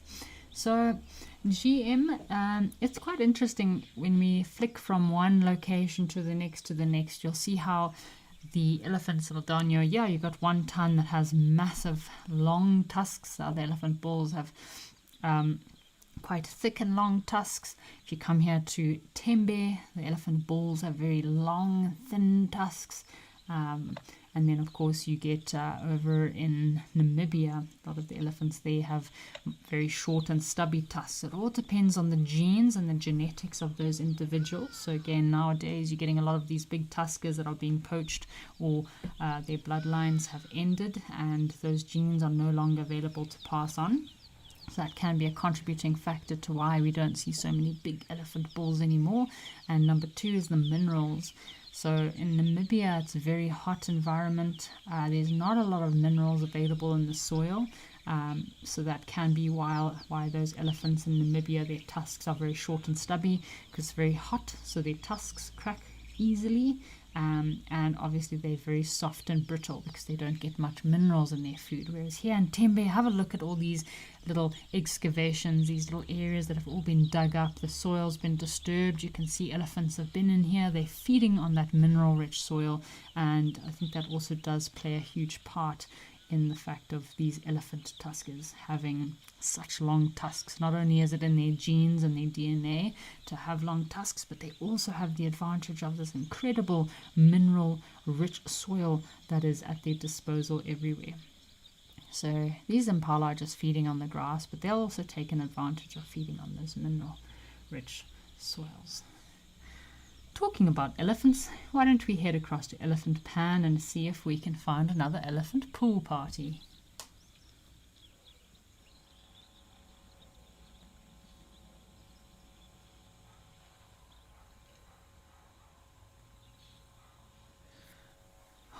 Alrighty, so we're back here in Botswana, elephant pan. Oh, what is this elephant bull gonna do? This is a mopani tree that he looks like he's trying to shake down. So the typical behavior of elephants, especially with your palm trees, wild date palm trees, the yalala palms, other trees like your acacias, your anna trees, camel thorns, anything that has seeds and pods that might benefit these elephants. If they want to get down some pods from the trees, they'll typically lift up their trunks and try to rattle the tree to get some, either the leaves or the seed pods down to feed on.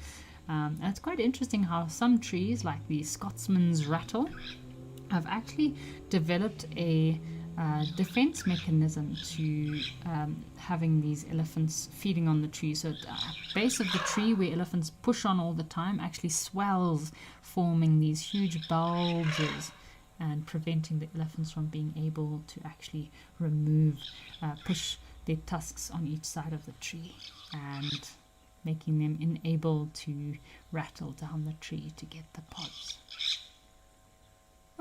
Elephant bull gave us a little bit of a trumpet. Looks like a nice cool windy afternoon here in Botswana. Nice cool weather, lots of green mopani trees, blue sunny skies. Oh, and we've got an elephant swimming.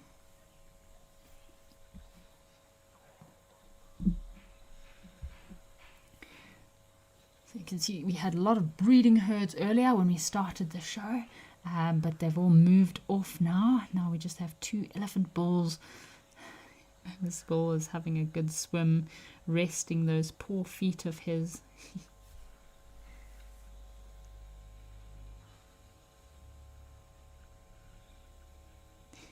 Completely got his head under the water. So elephants are actually very buoyant, very good at swimming, even though people think they are.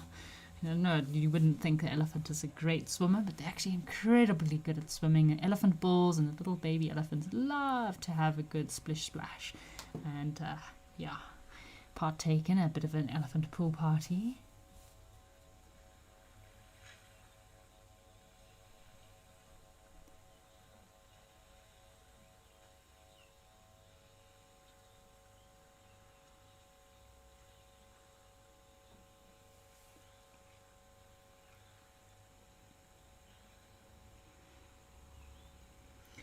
So Dark Mane Lover is asking about why the big elephant tuskers are not being protected to make sure that they're not poached. So Dark Mane Lover, there is a lot of anti-poaching units and organizations that do their best to try to protect these big elephant bulls. Like 1 ton and all these massive tuskers.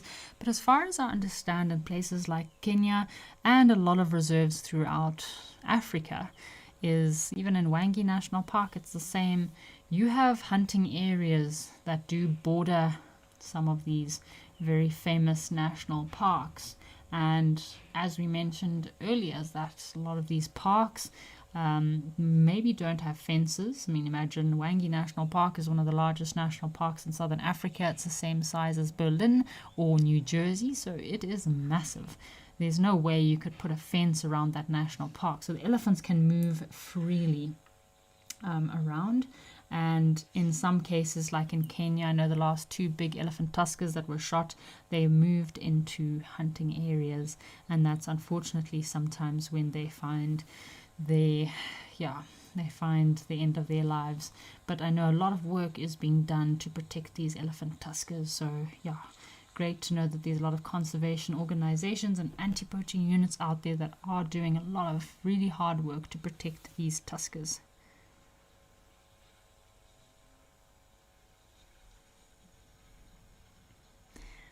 So I got another question from Dark Mane Lover here about all those tuskers in the world, and I hope I answered your question, that there is a lot of conservation efforts, a lot of organizations that are trying their very best to protect these incredible tuskers that still roam the earth, so that we can have their genes still spreading from one generation to the next. But it's not a surprise in some areas when you do see a lot of tuskless elephant cows or a lot of elephant bulls with small tusks. because elephants can be very sensitive to environmental stress. And in some cases, I know in South Africa, obviously your GnRH vaccines, which is a hormone suppressor that the male elephants that is administered to the male elephants to suppress their hormones and prevent them from being bred with, so prevent them from breeding with the females. A lot of the females are also given hormone suppressors, or the males are vasectomized. A lot of these things can end up causing stress to elephants, and in some cases it's been proven that the elephant cows become so stressed that they suspect that their species might be in danger, and a lot of these cows end up breeding with younger bulls that are not necessarily having great genes and not the most suitable partner. But so they can actually increase their reproduction rate if they feel stressed. So elephants can be very sensitive in situations like this. So a lot of research is still being done about all these vaccines and hormone suppressors and vasectomizations. That still needs to be researched and studied quite a lot. Obviously, this elephant, he does not look stressed or worried at all. This area around Elephant Pan is a massive greater area. I mean, to get to this lodge from Maun is, I won't say in kilometers, because in the bush sometimes kilometers means nothing, but it's about a 7 to 9 hour trip to get from Maun by game viewer to Elephant Pan. And in that period there's very few fences that you actually pass besides when you're leaving the actual city itself. It's all natural areas where these elephants can roam. So these Botswanan elephants, they have a very good life. These elephants have a lot of space to roam in. They can even roam across to Zambia if they please. So it's not an issue in Botswana and with space for elephants, but definitely in South Africa, a lot of these private reserves can get issues with their elephants and overpopulation and all these modifications for breeding. So check at this elephant. He's giving himself a good scratch.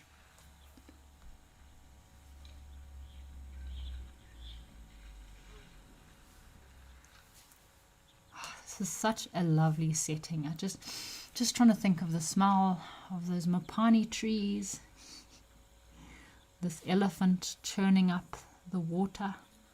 Fresh smell of a pan out in the bush, just incredible. You can hear those starlings, probably Cape glossy starlings, calling in the trees close by.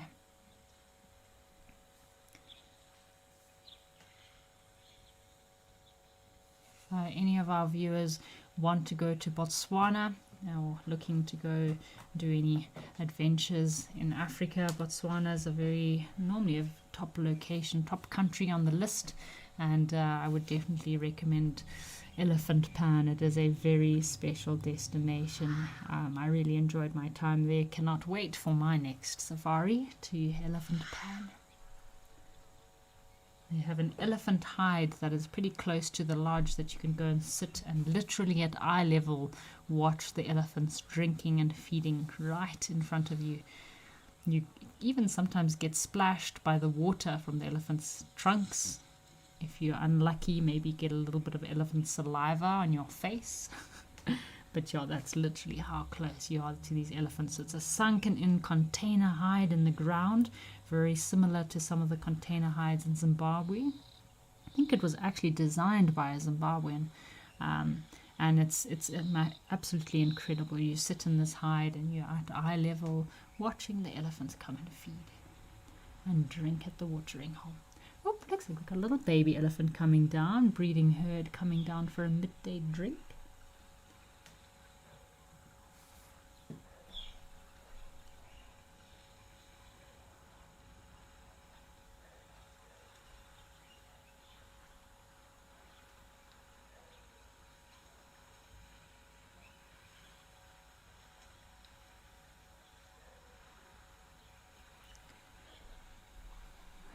And in all the stories that these trees around this pan could tell, can see there's been a lot of elephant activity on these mopani trees. They've been used for many years as rubbing posts. After the elephants have had a good old swim, they'll go and rub themselves on these mopani trees.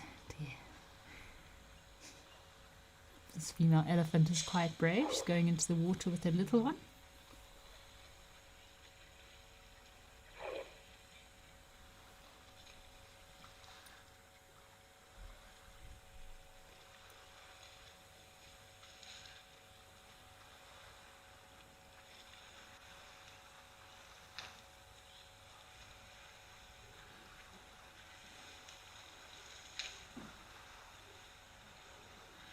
A bit of a grunt or grumble from, could have been a little elephant calf.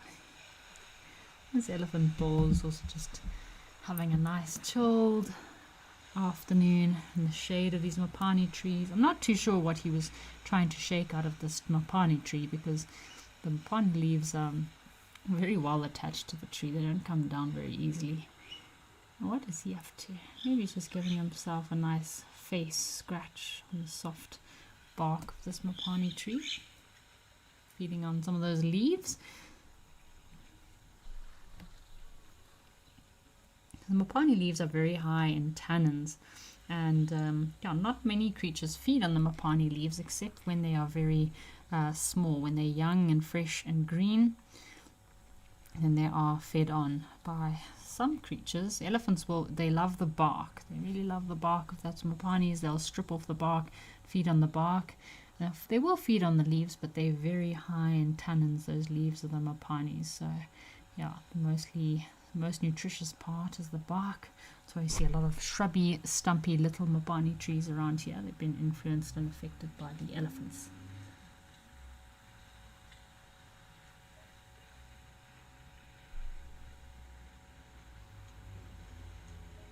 And of course, the mopani trees is the prime diet for a really important food source in Africa known as the mopani worm. This is a caterpillar of the emperor moth, which is a very important source of protein to many local Africans in many different communities. These mopani trees also do form an array of the canopy, so leaves contribute to the dense canopy that helps to moderate ground temperature, as well as support unique microhabitats within the mopani woodland. Oh, we've got some more elephants. So these elephants here on the right are actually right in front of some of the guest rooms. So if their guests are lucky, they might get some elephants walking from there right in front of the tents, and that's why it's so important when you are on safari. Please make sure that I know during the day most camps do allow guests to roam between the rooms and the main area. At night you need to be escorted by a guide, but even during the day, please always make sure to take extreme caution before walking out of your tent and going to the main area if you're going for lunch or a coffee or breakfast, because you never know if you're going to bump into an elephant. Even if your tent is 50 meters or 20 meters from the main area, always have a good lookout. Make sure you don't bump into any elephants on your way to the main area.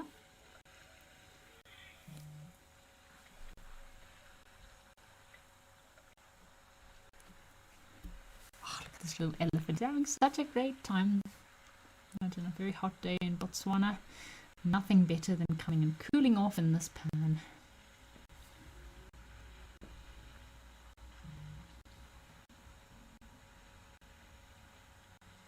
Looks like quite a pregnant elephant cow on the right hand side there.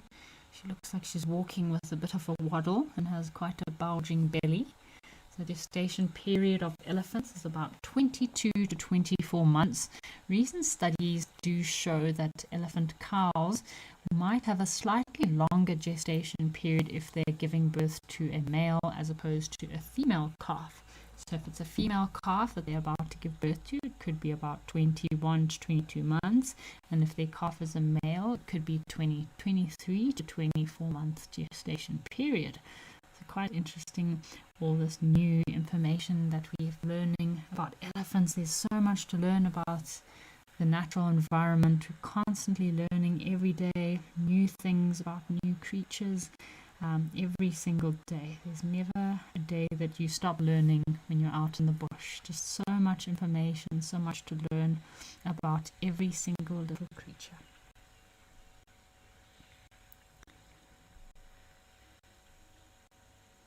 These mopani trees that are under the water here now are normally completely dry here. So you can see how this pan is flooded and the rims are just off to the right hand side. You might even see some of the rims just in the distance there. Beautiful greenery, lovely mopanis. The mopani leaves almost look like little butterflies. Do love them all throughout the year. Of course, they're bright green when they first erupt from their branches. Bright green, and then they stay this green most of the year. Then they do turn to like a yellow brownish color before they fall off. And yeah, as we mentioned, the elephants love to feed on the fibers inside the bark, and that fiber is also very good for making rope. So makes a very strong rope. And in some African countries like Zimbabwe, Botswana, and Zambia, they use the fibers or inner cambium layer of these mopani trees to make fishing nets. Alrighty, folks, while our elephants are heading off, why don't we head back to Old Donyo and see what's happening over in Kenya.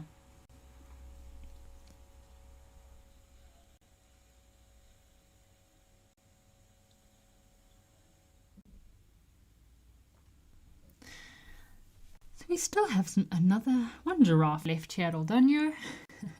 Of course, our little helmeted guinea fowl, hoping for a last-minute spectacular sighting in our last few minutes of live at the waterhole. Would be cool. Again, as I mentioned, I'd love to see our secretary birds. I'd love to see that lioness with her little cubs. That would be cool if she could pitch up. I have been monitoring the Africam Instagram page, hoping to see if that lion pitches up at night, but so far I haven't seen anything yet. There's some jackal do frequent this pan quite often. It'd be really cool to see some jackal coming in, the black-backed jackal. This female giraffe is enjoying a bit of a drink in peace. No other giraffe to compete with.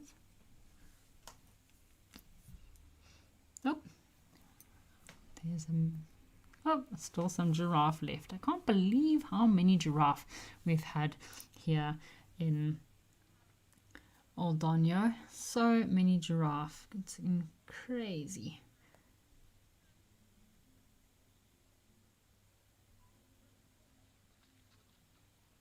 And there was a pretty cool sighting the other night here at Old Donyo.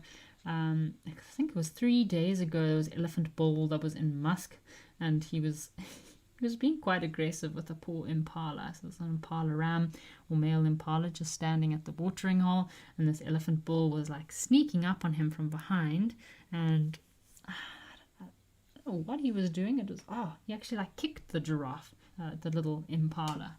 That male impala was quite brave by hanging around, but yeah, you could see this elephant bull was really in a thick state of musk. He had a lot of liquid seeping from his temporal glands, and yeah, he gave the giraffe a little bit of a kick on the thigh there. So shame. I hope the giraffe impala wasn't too injured. But yeah, neat.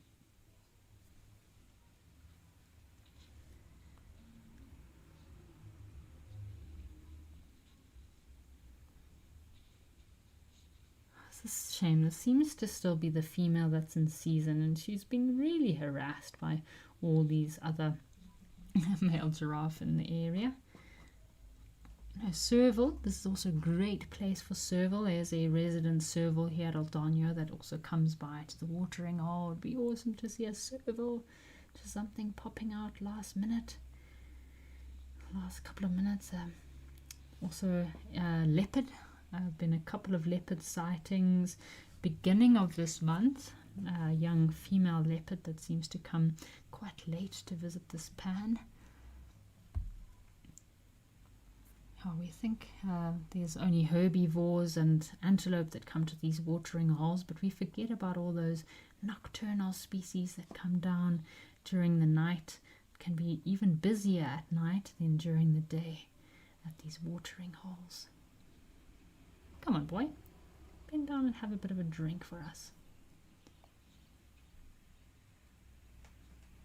It's a young giraffe bull. You can see his ossicones are still quite, still need to grow quite a bit, so he's still a youngster. A little bit skeptical about the mud and the water. I wouldn't blame him. I wouldn't want to fall face forward into this muddy watering hole. It would be very difficult for the giraffe to get up if he did fall down in this mud. They do need to be very careful.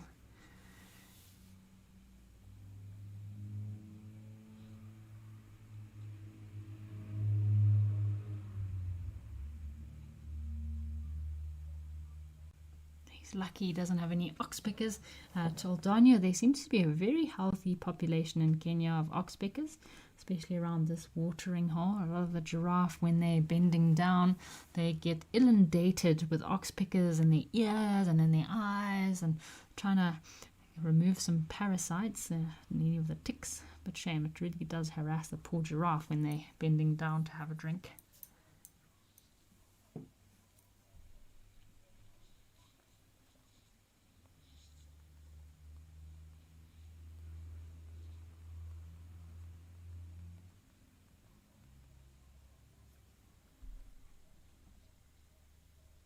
So as we mentioned earlier, giraffe are not necessarily a water-dependent species. However, they can consume up to 10 liters or around 2 to 2.2 gallons at one time. And they will frequent watering holes every other day, or if possible every day. But they can go for several days without having to drink anything. Have this very efficient water retention system, giraffe. Gives them this incredible ability to extract more moisture from their food, so they're not too dependent on water. Hey, guinea fowl. Lovely to see the guinea fowl back.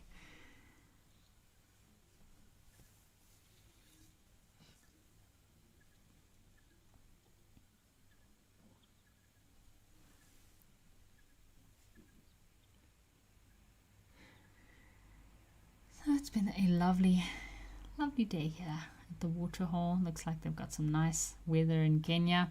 I hope that we don't have too much more rainfall in Johannesburg. It's been quite gloomy, cold, rainy weather.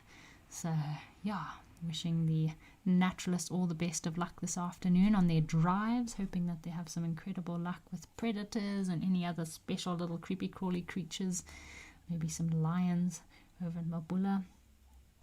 So Harry, thank you for joining us this afternoon, and to all of our other viewers that have sent through your questions and comments, just want to say a big thank you to everyone for joining this afternoon. I'll be heading off on my next safari soon, so I won't be seeing you live at the waterhole for a bit, but don't forget to tune in to our sunset safari coming up this afternoon. From me and the rest of the Wild Earth team, just want to wish you a happy Monday, all the best for a new week, new beginnings, and hope to see you soon sometime. Have a lovely afternoon, folks. Cheers.